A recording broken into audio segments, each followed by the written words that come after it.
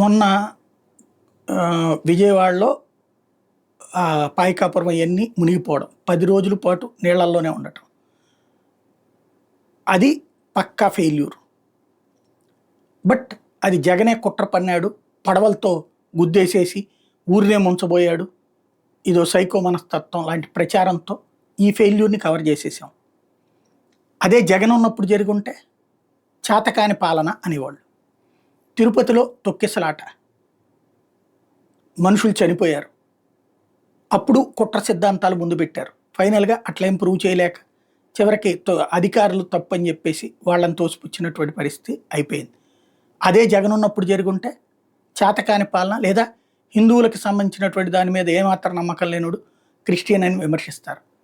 అదే సందర్భంలో ఇవాళ సింహాచలం గోడ కూలి 8 మంది ప్రాణాలు కోల్పోవడం, ఇదే జగన్ ఉన్నప్పుడు జరుగుంటే అసమర్థత, లేకపోతే హిందూ దేవుళ్ళ పట్ల ఏమాత్రం విశ్వాసం ఉండదు, క్రిస్టియన్ కాబట్టి ఇట్లాంటివన్నీ చెడగొడుతున్నాడు, రాష్ట్రంలో మత మార్పిళ్ల కోసం అని వీళ్ళు మాట్లాడతారు. దాన్నే పాపం తెలిసి తెలియక హిందుత్వవాదులు కూడా భుజానేసుకుంటారు. ఈ ఫెయిల్యూర్స్కి బాధ్యత ఎవరిది? ఆలోచించాల్సిన సందర్భం.